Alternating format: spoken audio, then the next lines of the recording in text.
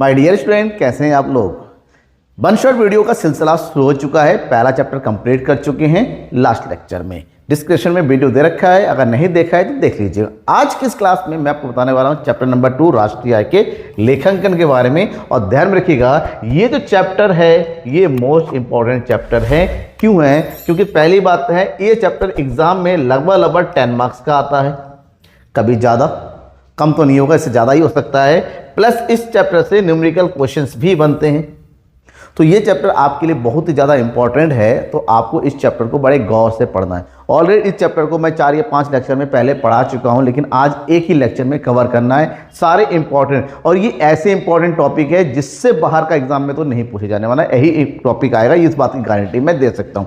चाहे UP board की हो, चाहे उत्तराखंड बोर्ड की हो, बिहार है, छत्तीसगढ़ है, एमपी है, हरियाणा, आप किसी भी हिंदी बोर्ड की स्टूडेंट हो, आपके लिए ये चैप्टर बहुत ही ज़्यादा इंपॉर्टेंट होने वाला है। चैप्टर की शुरुआत कहाँ से करेंगे? हम बात करेंगे राष्ट्रीय आय से, क्योंकि चैप्टर राष्ट्रीय आय के लेखांकन का है, तो हमें पता होना चाहिए कि राष्ट्रीय आय होता क्या है, राष्ट्रीय आय कहते किसे हैं, राष्ट्रीय आय का मीनिंग क्या है। राष्ट्रीय आय, जिसको नॉर्मली इंग्लिश में बोलते हैं नेशनल इनकम, नेशन की आय, राष्ट्र की आय। एक राष्ट्र में रहने वाले जितने भी नागरिक है सभी की साधन आय, मतलब जो अलग अलग सोर्स से, अलग अलग साधनों से वो एकत्रित करते हैं, कमाते हैं, उन सभी आयों का योग कर देंगे तो उन योग को हम राष्ट्रीय आय के नाम से कहते हैं। यानी कि एक राष्ट्र में रहने वाले सभी नागरिकों की आयों का योग राष्ट्रीय आय होता है। राष्ट्रीय आय को डिफाइन करेंगे तो कुछ इस तरह से कहते हैं, राष्ट्रीय आय से आशय किसी एक वर्ष के अंतर्गत, क्योंकि हमेशा किसी भी चीज का कैलकुलेशन करते हैं टाइम पीरियड जुड़ा हुआ रहता है, और राष्ट्रीय आय एक वर्ष, जिसको वित्तीय वर्ष भी बोलते हैं, लेखांकन वर्ष भी बोलते हैं,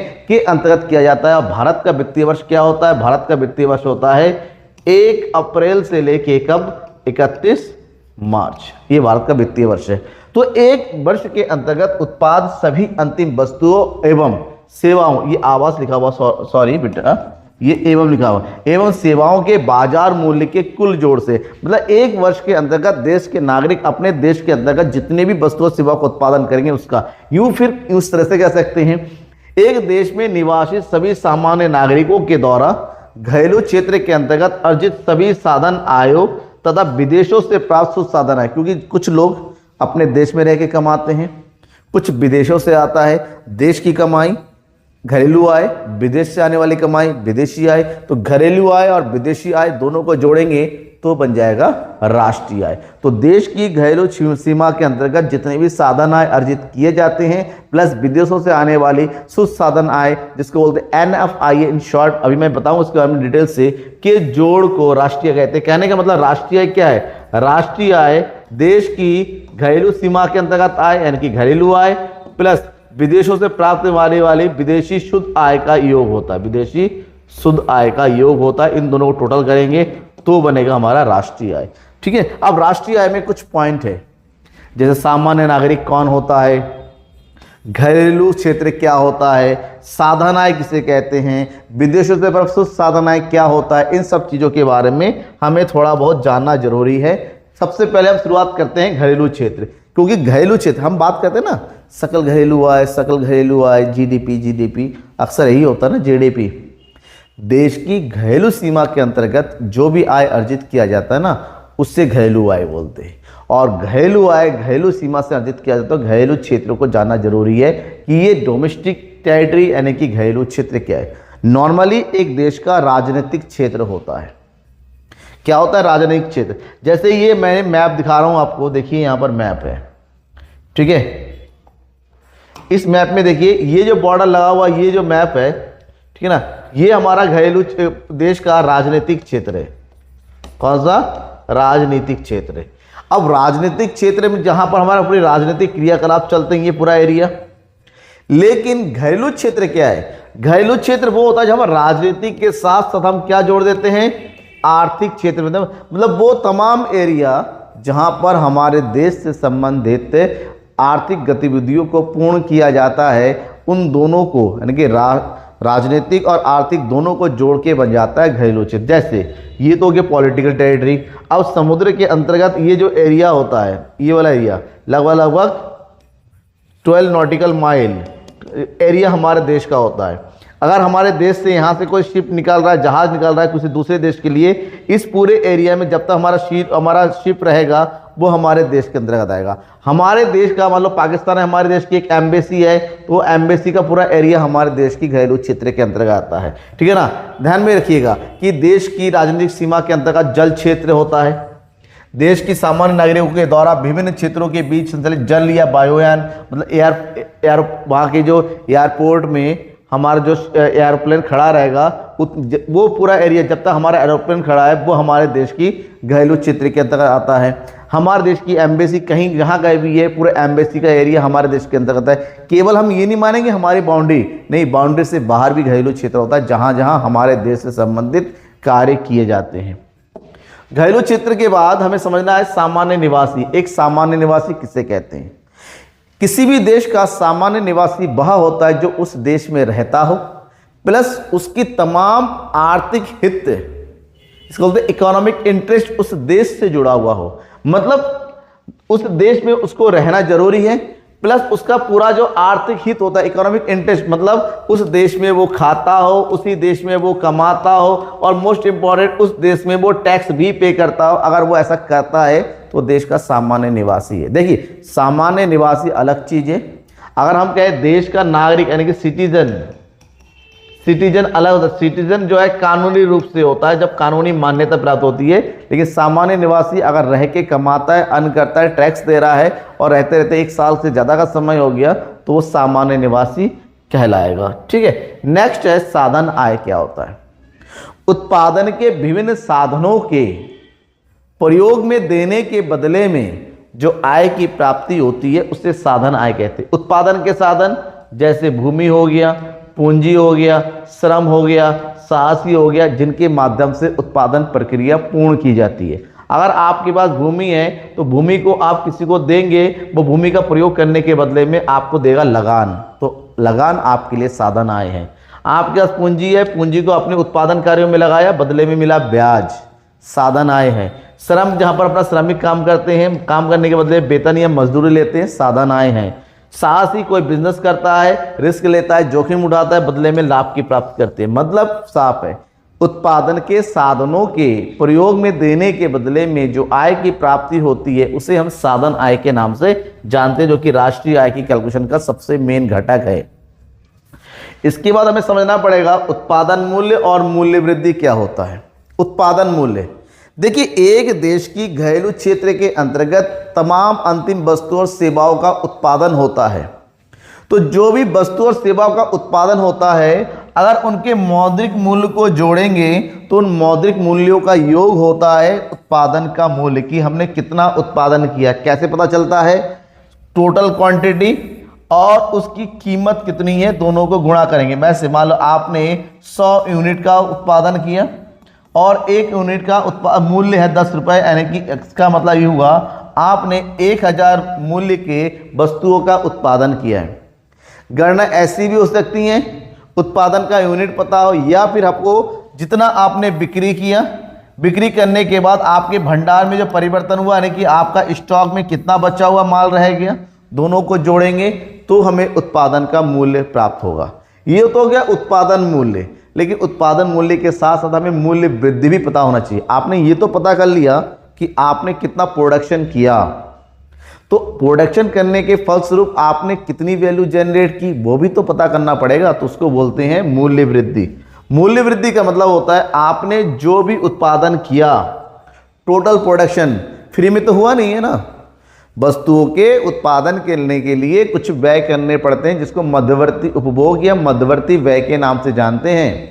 जैसे फॉर एग्जांपल, अगर आपने शुगर का प्रोडक्शन किया, शुगर यानी कि चीनी का, तो चीनी के उत्पादन के लिए भैया गन्ना तो चाहिए, या फ्री में चीनी बन गया फैक्ट्री में? नहीं, आपको गन्ने का मूल्य भुगतान करना पड़ेगा।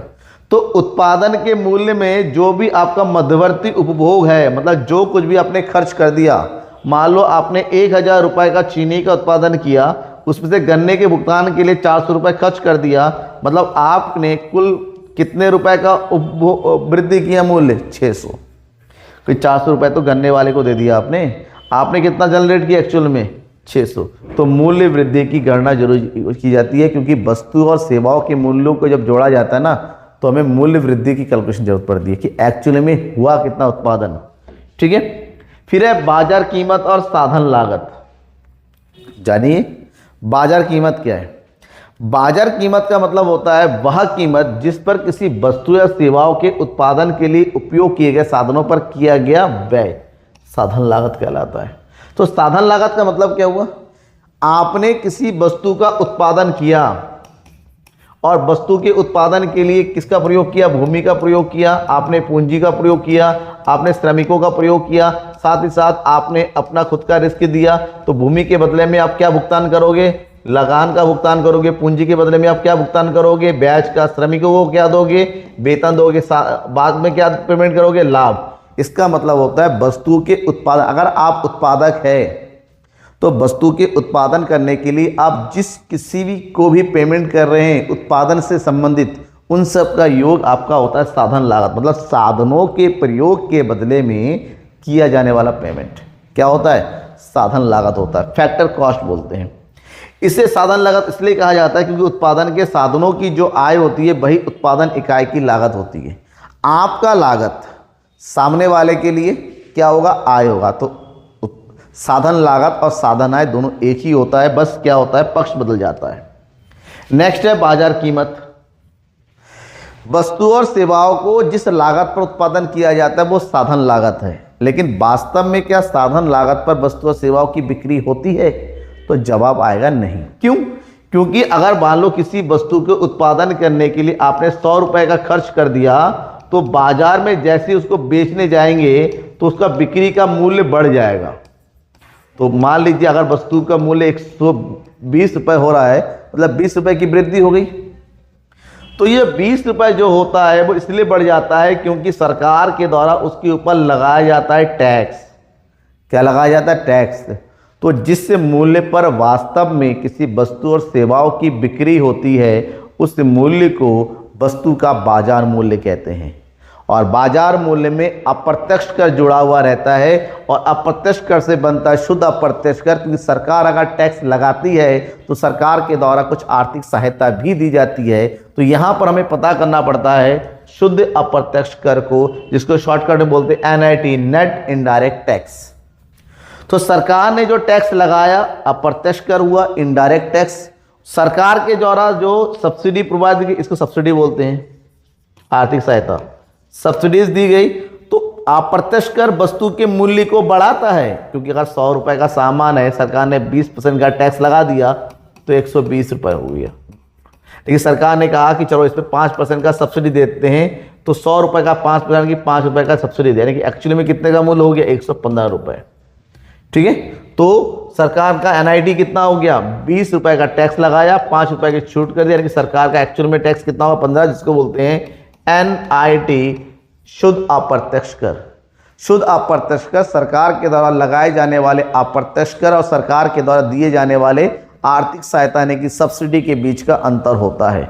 ठीक है, और इसी से बनता है बाजार कीमत। तो साधन लागत यानी कि फैक्टर कॉस्ट होता है, और उधर होता है साधन लागत। अगर फैक्टर कॉस्ट को साधन मार्केट प्राइस, बाजार मूल्य बदलना है, तो इसमें केवल एक काम कर दो, आप सरकार के द्वारा लगाए जाने वाले शुद्ध अप्रत्यक्ष कर को जोड़ दो। वहीं पर अगर बाजार कीमत को साधन लागत में बदलना है तो शुद्ध अप्रत्यक्ष कर को क्या कर दो, माइनस कर दो, आ जाएगा। ठीक है, चलिए आगे बढ़ते हैं। विदेशों से प्राप्त शुद्ध साधन आय, net factor income from abroad, in short NFIA बोला जाता है इसको, NFIA, net factor income from abroad. देखिए हमारे देश में विदेशों से आने वाली बहुत सारी कंपनियां, हजारों कंपनियां हैं। वैसे ही हमारे देश की कंपनियां भी बाहर काम कर रही है। हमारे देश से लाखों युवा, लाखों लोग विदेशों में जाके काम कर रहे हैं और इनकम कमा रहे हैं। उसी तरह से विदेशों के भी बहुत सारे लोग हमारे देश में रह के काम करते हैं। तो जो हमारे लोग वहाँ काम करते हैं वो हमारे देश में अपना पैसा भेजते हैं, जो यहाँ काम कर रहे हैं यहाँ से अपने घर को पैसा भेजते हैं। तो विदेशों से कुछ पैसा आता है और विदेशों को कुछ पैसा जाता है। तो विदेशों से जो आया, मान लो विदेशों से आया 5,000 रुपये और विदेशों को गया 3,000 रुपये, तो हमारे देश में नेट कितना पैसा बच गया, 2,000। तो इसी 2,000 को बोलेंगे विदेशियों से प्राप्त साधन आय। मतलब देश के निवासियों के द्वारा विदेशों से कितनी साधन आय अर्जित की गई, साथ ही साथ हमारे देश के द्वारा विदेशों को कितनी साधन आयों का भुगतान किया गया, उन दोनों का जो अंतर होता है उसी को बोलते हैं नेट फैक्टर अब्रॉड, यानी कि शॉर्टकट में NFIA। जो शॉर्टकट में फॉर्मूला बनता है NFI इक्वल टू होता है फीफा माइनस फीटा। फीफा का मतलब होता है फैक्टर इनकम फ्रॉम अब्रॉड और फीटा का मतलब होता है फैक्टर इनकम टू अब्रॉड। मतलब कितना विदेशों से आया फीफा और कितना विदेशों को गया फीटा। ठीक है, इतना समझ में आ गया। अब बात करते हैं नेक्स्ट। अब यहां से मोस्ट इंपॉर्टेंट टॉपिक स्टार्ट होना शुरू हो गया, राष्ट्रीय आय की अवधारणाएं। अगर हमसे राष्ट्रीय आय की अवधारणाओं के बारे में पूछा जाता है तो ध्यान में रखिएगा, राष्ट्रीय आय की 8 प्रमुख अवधारणाएं होती हैं। 8 प्रमुख अवधारणाएं का मतलब ये होता है, एक होता है बाजार कीमत पर और दूसरी अवधारणाएं पढ़ते हैं साधन लागत पर। तो इस आधार पर जीडीपी को 2 कैटेगरी बन जाता है, साधन लागत पर और बाजार कीमत पर। तो देखिएगा, बाजार कीमत पर सकल घरेलू उत्पाद, बाजार कीमत पर सकल राष्ट्रीय उत्पाद, बाजार कीमत पर शुद्ध राष्ट्रीय उत्पाद, बाजार कीमत पर शुद्ध घरेलू उत्पाद, साधन लागत पर शुद्ध घरेलू उत्पाद, साधन लागत पर सकल घरेलू उत्पाद, साधन लागत पर सकल राष्ट्रीय उत्पाद और साधन लागत पर शुद्ध राष्ट्रीय उत्पाद। ये जो साधन लागत पर शुद्ध राष्ट्रीय उत्पाद है, एक्चुअली में इसी को हम नॉर्मली क्या बोलते हैं, राष्ट्रीय आय के नाम से जानते हैं। जबकि साधन लागत पर शुद्ध घरेलू उत्पाद है, इसी को हम क्या बोलते हैं, घरेलू आय। क्या बोलते हैं इसको, घरेलू आय, NDPFC। अब ये क्या है, इनके बारे में जान लो। पहले जानते हैं बाजार कीमत पर सकल घरेलू उत्पाद, जिसको हम नॉर्मली क्या बोलते हैं, GDP बोलते हैं। अगर GDP भी लिखा है, खाली GDP बोला जाता है तो यही है। सबसे पहला, किसी भी देश की घरेलू सीमा के अंतर्गत देश के सभी नागरिकों के द्वारा जितने भी अंतिम वस्तु और सेवाओं का उत्पादन किया जाता है, उसकी बाजार कीमत के योग को सकल घरेलू उत्पाद के नाम से जानते हैं। मतलब एक देश की घरेलू सीमा में जितने भी नागरिक रहते हैं, उन्होंने जितने भी वस्तु और सेवाओं का उत्पादन किया, उनका योग कर देंगे किस पर, बाजार कीमत पर, एमपीएन की मार्केट प्राइस पर। तो उस योग को हम सकल घरेलू उत्पाद के नाम से जानते हैं। मतलब साहब है कि जो GDP MP होता है, एक वर्ष में देश की सीमा में कुल उत्पादित अंतिम वस्तु और सेवाओं के मूल्य का योग होता है। और सबसे पहले नॉर्मली यही कैलकुलेट होता है कि देश की घरेलू सीमा के अंतर्गत आखिर हमने कितना उत्पादन किया, वो भी बाजार कीमत पर। इसलिए इसको सकल इसलिए क्योंकि यहाँ पर मूल्यह्रास जुड़ा हुआ रहता है।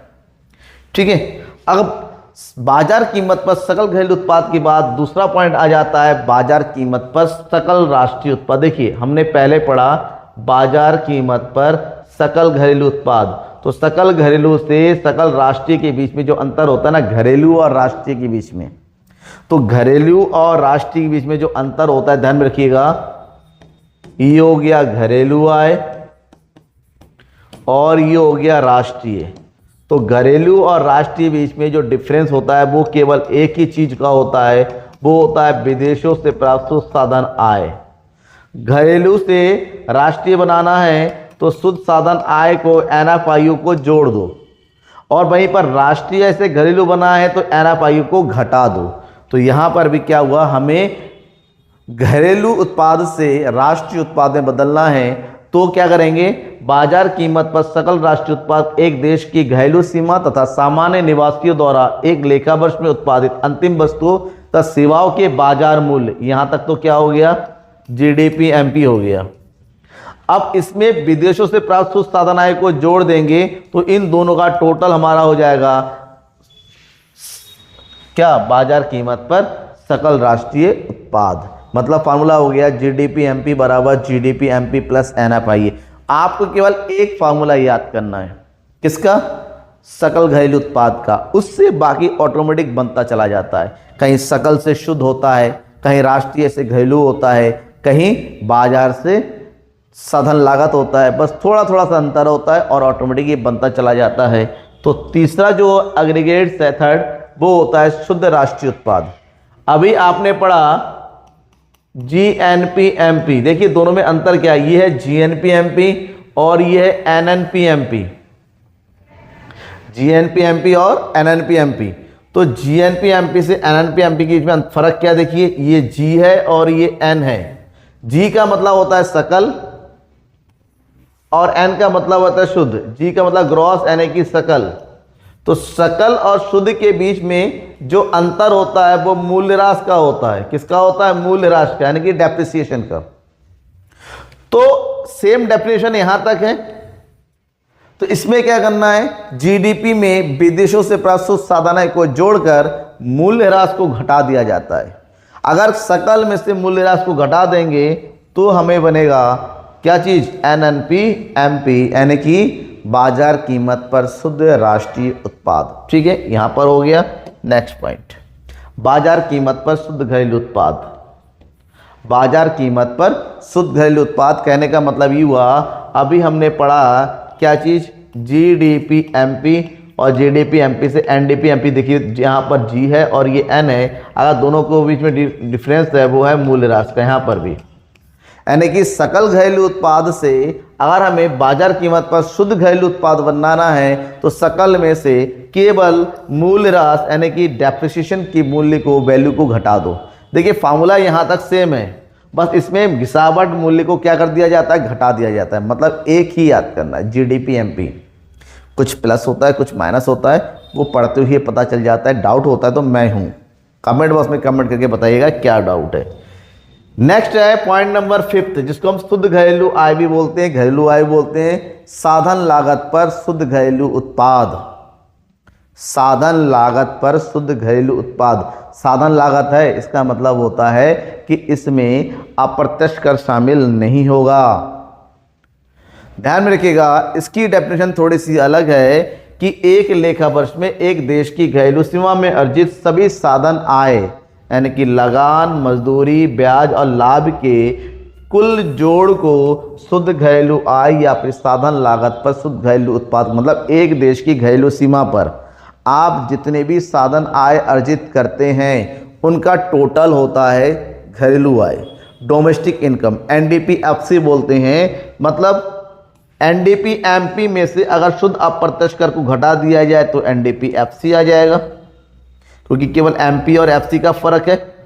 और दूसरा तरीका होता है जितने भी साधन आए हैं, जैसे लगान हो गया, मजदूरी हो गया, ब्याज हो गया, लाभ हो गया, इन सबको आपस में जोड़ दो।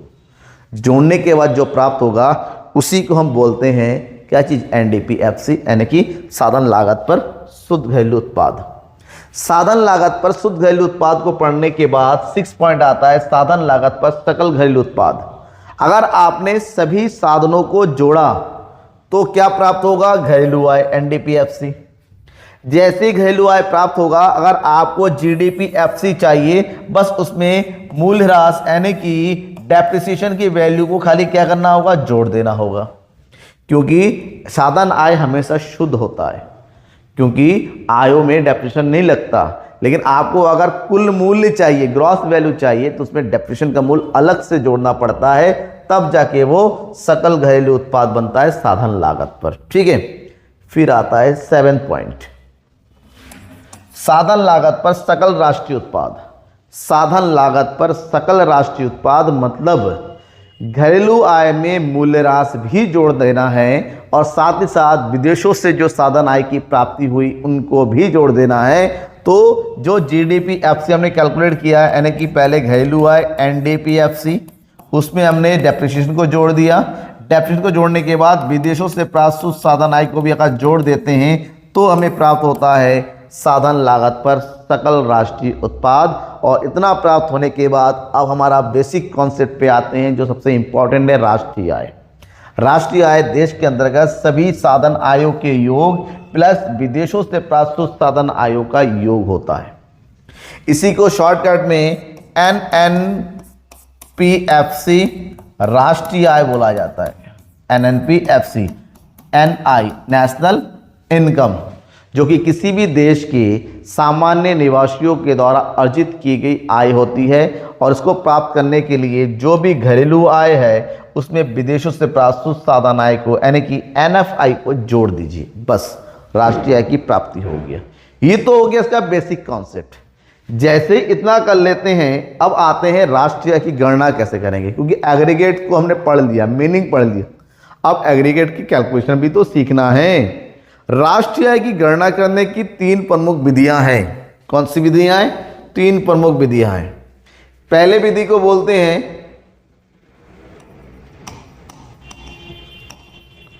मूल्य वृद्धि विधि, इंग्लिश में बोला जाता है वैल्यू एडेड मेथड। दूसरी जो विधि है जिसको बोलते हैं आय विधि, इनकम मेथड, और थर्ड जो है ये है आपका एक्सपेंडिचर मेथड, यानी कि हिंदी में बोलते हैं इसको व्यय विधि।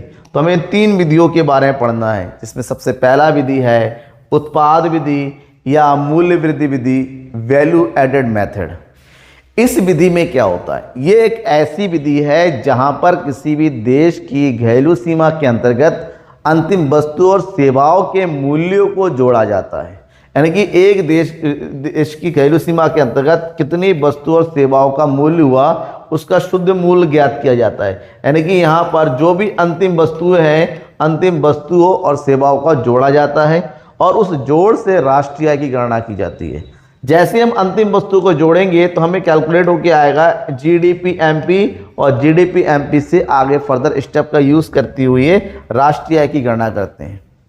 तो अगर हमें वैल्यू एडेड मेथड का प्रयोग करना है तो उसके कुछ स्टेप्स होते हैं राष्ट्रीय आय की गणना करने। पहले स्टेप में किसी भी देश की उत्पादन के प्रमुख क्षेत्रों की पहचान की जाती है, और भारत यानी कि हमारे देश में उत्पादन के 3 प्रमुख क्षेत्र हैं। एक है कृषि या प्राथमिक क्षेत्र, दूसरा होता है उद्योग या तृतीयक क्षेत्र, तीसरा होता है सेवा या तृतीयक क्षेत्र। प्राथमिक क्षेत्र से कृषि या प्राकृतिक उत्पादन से संबंधित आता है, जैसे खेती करना, बागवानी करना, पशुपालन करना, माइनिंग करना, खनन का कार्य इसको बोलते हैं। द्वितीय कार्य के अंतर्गत निर्माण का कार्य करना होता है, जैसे बिजली की आपूर्ति हो गया, जल और गैस संबंधित कार्य होता है। तीसरा तृतीय क्षेत्र में होता है यातायात, संचार, शिक्षा, हेल्थ, बैंक, प्रशासन, सॉफ्टवेयर, टेक्नोलॉजी, ये सब कुछ आ जाता है। तो इन सभी अलग अलग क्षेत्रों से उत्पादन मूल्यों की गणना की जाती है। प्राथमिक क्षेत्र का कितना उत्पादन मूल्य है, द्वितीय क्षेत्र का कितना उत्पादन मूल्य है, तृतीय क्षेत्र का कितना उत्पादन मूल्य है। अब तीनों क्षेत्र का उत्पादन मूल्य प्राप्त होने के बाद हम दूसरे स्टेप में आते हैं, उत्पादन मूल्य यानी कि कुल उत्पादन मूल्य की गणना करते हैं। उत्पादन मूल्य कैसे पता चलता है? पहले भी बता रखा था, उत्पादन मूल्य की गणना करने का 2 तरीका है कि आपने कितनी बिक्री की और बिक्री करने के बाद आपके पास कितना स्टॉक बचाया हुआ रह गया, यानी कि स्टॉक में परिवर्तन कहते हैं। जैसे हमें उत्पादन मूल्य पता चल जाता है उसके तुरंत बाद हम निकालते हैं मूल्य वृद्धि। क्या निकालते हैं? मूल्य वृद्धि। वास्तव में उत्पादन के उस चरणा में कितने मूल्य का सृजन हुआ। मूल्य वृद्धि निकालने के लिए उत्पादन मूल्य में से मध्यवर्ती, मान लीजिए आपने 100 रुपए का कोई सामान प्रोड्यूस किया, कितने रुपए का?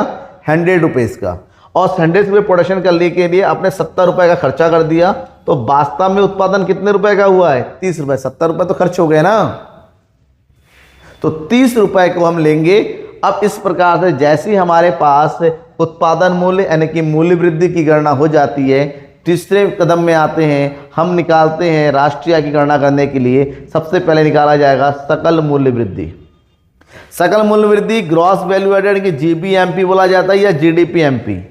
इसकी गणना करने के लिए तीनों क्षेत्रों के द्वारा प्राप्त किए गए मूल्य वृद्धि को जोड़ा जाता है। वीए मतलब वैल्यू एडेड बाय पी मतलब प्राइमरी सेक्टर, प्राथमिक क्षेत्र ने कितना उत्पादन किया, द्वितीय क्षेत्र ने कितना उत्पादन किया, तृतीय क्षेत्र ने उत्पादन किया। तीनों क्षेत्रों के उत्पादन मूल्य को जोड़ देंगे या फिर फॉर्मूला यूज करेंगे कि कितना बिक्री हुआ, कितना स्टॉक में परिवर्तन हुआ। इन दोनों को जोड़ने के बाद इसमें से मध्यवर्ती वस्तुओं के मूल्य को घटा देंगे तो हमें जीडीपीएमपी की प्राप्ति हो जाती है। जीडीपीएमपी अगर आ जाता है तो बस सिंपल हो गया। नेक्स्ट आते हैं स्टेप में और जीडीपीएमपी से हम निकालते हैं शुद्ध मूल्य वृद्धि, यानी कि शुद्ध मूल्य वृद्धि को बोलते हैं घरेलू आय, साधन लागत पर शुद्ध घरेलू उत्पाद। इसकी गणना करने के लिए जो भी जीडीपीएमपी है सकल मूल्य वृद्धि में से शुद्ध अप्रत्यक्ष कर को घटा देंगे, यानी कि शॉर्टकट में बोलते हैं एनआईटी, और उसमें से घटा दिया जाता है मूल्य ह्रास को, यानी कि डेप्रिसिएशन को। जैसे इन दोनों को घटा देते हैं हमें प्राप्त होता है शुद्ध मूल्य वृद्धि, और शुद्ध मूल्य वृद्धि में लास्ट में हम प्राप्त करते हैं शुद्ध राष्ट्रीय उत्पाद यानी कि राष्ट्रीय आय NNPFC। उसके लिए जो भी हमारे पास NDPFC आया उसमें विदेशों से प्राप्त शुद्ध साधन आय को जोड़ दिया जाता है इसके अंतर्गत। ये होगी पहली विधि, उत्पाद विधि। उत्पाद विधि के तुरंत बाद दूसरी विधि आती है आय विधि, इनकम मेथड। आय विधि सबसे आसान विधि होता है सॉल्व करने में, क्योंकि इस विधि के अंतर्गत देश में अर्जित सभी साधन आयों को जोड़ा जाता है। सभी प्रकार के साधन आयों को जोड़ा जाता है, जैसे मजदूरी, लगान, ब्याज तथा लाभ। तो इसके अंतर्गत क्योंकि यहाँ पर साधन आयों को जोड़ा जाता है तो सकल नहीं शुद्ध मूल्य की गणना करते हैं, और गणना करने के लिए यहाँ पर भी स्टेप्स को फॉलो किया जाता है। पहला स्टेप होता है सभी प्रकार के साधन आयों को वर्गीकृत किया जाता है विभिन्न प्रकार के साधनों के बदले में प्राप्त आय, जैसे भूमि के बदले में प्राप्त होता है लगान, पूंजी के बदले में प्राप्त हुआ ब्याज, श्रम के बदले में प्राप्त होता है पारिश्रमिक यानी कि वेतन मजदूरी, साहसी को प्राप्त होता है लाभ, रिस्क लेता है। और इन चारों के अलावा एक और कैटेगरी होती है स्वरोजगार, जो अपने खुद के काम खुद करता है और इनकम अर्न करता है। उन सभी की आयों को जोड़ते हैं और लिखते हैं मिश्रित आय। तो ये 5 प्रकार की साधन आय होता है, और इन सभी साधन आयों को योग किया जाता है दूसरे स्टेप में, और घरेलू आय की प्राप्ति की जाती है। घरेलू आय को प्राप्त करने के लिए जितनी भी साधन आए, जैसे ब्याज हो गया, लगान हो गया, लाभ हो गया, पारिश्रमिक है, मिश्रित आय है, इन 5 आयों को जोड़ दिया जाएगा, और 5 आयों को जोड़ने से प्राप्त होता है घरेलू आय NDPFC। NDPFC प्राप्त होने के बाद लास्ट आता है राष्ट्रीय आय की गणना, और राष्ट्रीय आय की गणना करने के लिए जो भी घरेलू आय है उसमें विदेशों से प्राप्त शुद्ध साधन आय को क्या कर दो, जोड़ दो, राष्ट्रीय आय की प्राप्ति हो जाएगी। एक चीज ध्यान में रखना है यहाँ पर खासकर कि ये जो लाभ होता है ना, लाभ के 3 हिस्से होते हैं। एक हिस्सा लाभांश, एक हिस्सा होता है निगम कर, और तीसरा जो हिस्सा होता है उसको बोलते हैं अवितरित लाभ। ये पता होना जरूरी है, क्योंकि कभी कभी लाभ नहीं दे रखा होता, इन तीनों का नाम दे रखा है, तीनों को जोड़। लाभ जो है इन तीनों का, अगर किसी क्वेश्चन में लाभ दे रखा है, अवितरित लाभ भी है तो अवितरित लाभ, क्योंकि लाभ में वो ऑलरेडी जुड़ा हुआ है। इसके अलावा एक चीज और ध्यान में रखेंगे कि जो ब्याज, लगान और लाभ है, ये 3 चीजें, इन तीनों का टोटल उसको बोलते हैं अधिशेष, परिचालन अधिशेष। क्या बोलते हैं? परिचालन अधिशेष, इंग्लिश में बोलते हैं ऑपरेटिंग सरप्लस। ऑपरेटिंग सरप्लस इन तीनों का टोटल होता है। ठीक है, इतना पढ़ लिया। अब आते हैं अंतिम विधि में, लास्ट एक्सपेंडिचर मेथड यानी कि व्यय विधि। व्यय विधि राष्ट्रीय आय को मापने की तीसरी विधि है और अंतिम विधि है। इस विधि के अंतर्गत देश के नागरिकों के द्वारा अपनी आवश्यकता की पूर्ति करने के लिए जो भी व्यय किए जाते हैं, भाई जरूरतें हैं, जरूरतों को पूरा करने के लिए खर्च तो करना ही पड़ेगा, तो अपनी ज़रूरतों को पूरा करने के लिए जो भी व्यय किया जाता है उन व्ययों को योग किया जाता है, और उन व्ययों का योग करके कुल व्यय की प्राप्ति होती है। किसकी प्राप्ति होती है? कुल व्यय। और कुल व्यय ही देश का क्या होता है? GDP MP होता है। अब कैसे होता है? व्यय विधि के अंतर्गत राष्ट्रीय आय की प्राप्ति करनी है तो उसके लिए भी कुछ स्टेप्स है। पहले स्टेप में हमें यह पता करना पड़ता है कि देश में व्यय कौन करता है। देश के अंतर्गत व्यय करने वाले 4 प्रमुख क्षेत्र होते हैं जिसको बोलते हैं अर्थव्यवस्था के क्षेत्र। एक होता है उत्पादन क्षेत्र, प्राथमिक, द्वितीयक और तृतीयक। ये होता है अर्थव्यवस्था के क्षेत्र यानी कि सेक्टर ऑफ इकोनॉमी। ये है परिवार जो क्या करता है? उपभोग की क्रिया में व्यय करता है। उत्पादक जो कि उत्पादन की क्रिया में व्यय करता है। सरकारी जो उपभोग और उत्पादन दोनों को साथ में लिखता है। और शेष विश्व जो है आयात और निर्यात संबंधी व्यय करता है। तो इन चारों क्षेत्रों के द्वारा किए गए व्ययों का एक विशेष नाम होता है जिसको बोलते हैं अंतिम व्यय। क्या बोलते हैं? अंतिम व्यय। अंतिम व्यय को बात करेंगे। एक अंतिम व्यय होता है जो उपभोग की क्रिया पर किया जाता है, दूसरा अंतिम व्यय है जो उत्पादन की क्रिया पे किया जाता है, और तीसरा होता है जो शेष विश्व के साथ किया जाता है एक्सपोर्ट और इंपोर्ट के माध्यम से। जब हम अंतिम व्ययों की बात करेंगे, निजी व्यक्ति और सरकार दोनों के द्वारा किया जाता है। निजी व्यक्ति अपनी खुद की जरूरतों को पूरा करने के लिए खर्च करता है और सरकार के द्वारा देश की जरूरतों को पूरा करने के लिए खर्च किया जाता है। तो निजी अंतिम उपभोग पर किया गया व्यय शॉर्टकट में लिखते हैं C कैपिटल, और सरकारी अंतिम उपभोग को लिखते हैं कैपिटल में G। जबकि विनियोग या सकल पूंजी निर्माण, विनियोग इसको इन्वेस्टमेंट, इसको शॉर्टकट में लिखा जाता है कैपिटल आई, और विनियोग या सकल पूंजी निर्माण लिखा जाता है। तो ध्यान में रखिएगा सकल घरेलू पूंजी निर्माण होता है पूरा, ये सकल घरेलू पूंजी निर्माण। इसके दो हिस्से होते हैं, एक होता है निजी विनियोग और एक होता है सरकारी विनियोग। ध्यान में रखना पड़ेगा कि जो विनियोग होता है इन्वेस्टमेंट, इसके दो भाग होते हैं, एक होता है स्थिर विनियोग और दूसरा होता है परिवर्तनशील, यानी कि इसको बोलते हैं स्टॉक में परिवर्तन। स्टॉक में अगर कहीं पर आपके पास दे रखा है सकल घरेलू स्थिर पूंजी निर्माण, तो उसमें स्टॉक में परिवर्तन को जोड़ देना होगा, और ये हो गया शुद्ध निर्यात, यानी कि देश के द्वारा किए गए निर्यात और आयात का अंतर। तो यहाँ पर टोटल मिला के 4 प्रकार के व्यय होते हैं, निजी अंतिम उपभोग व्यय, सरकारी अंतिम उपभोग व्यय, सकल घरेलू पूंजी निर्माण और शुद्ध निर्यात। इन चारों प्रकार के व्ययों को जोड़ा जाता है और इन व्यय को जोड़ने के बाद प्राप्त होती है शुद्ध घरेलू सकल घरेलू उत्पाद, यानी कि निजी अंतिम उपभोग व्यय, ये होता है निजी अंतिम उपभोग व्यय, ये होता है सरकारी अंतिम उपभोग व्यय, ये होता है सकल घरेलू पूंजी निर्माण और ये होता है आपका शुद्ध निर्यात। इन चारों प्रकारों को व्यय को आपस में जोड़ेंगे तो हमें प्राप्त होता है सकल घरेलू उत्पाद, और सकल घरेलू उत्पाद की प्राप्ति होने के बाद नेक्स्ट आते हैं हम चौथा कदम राष्ट्रीय आय। और राष्ट्रीय आय निकालने के लिए जो भी सकल घरेलू उत्पाद है उसमें से मूल्यह्रास को घटा देंगे, उसमें से शुद्ध अप्रत्यक्ष कर को घटा देंगे और उसमें विदेशों से प्राप्त शुद्ध साधन आय को जोड़ देंगे, और इतना करते ही हमें राष्ट्रीय आय की प्राप्ति हो जाती है। तो ध्यान में रखिएगा तीनों ही विधियां इंपॉर्टेंट है, और उत्तराखंड बोर्ड है, उत्तर प्रदेश बोर्ड है, इसमें विधियों के बारे में बहुत पूछा जाता है कि आय विधि के द्वारा राष्ट्रीय आय की गणना कैसे की जाती है, व्यय विधि के द्वारा राष्ट्रीय गणना करने के सभी जो चरणों को विस्तार से समझाइए। तो ये स्टेप्स ध्यान रखिएगा। कोई भी डाउट होता है मैं आपके डाउट को सॉल्व करने के लिए यहाँ पर अवेलेबल हूँ, बस कमेंट बॉक्स में अपने डाउट बताइए।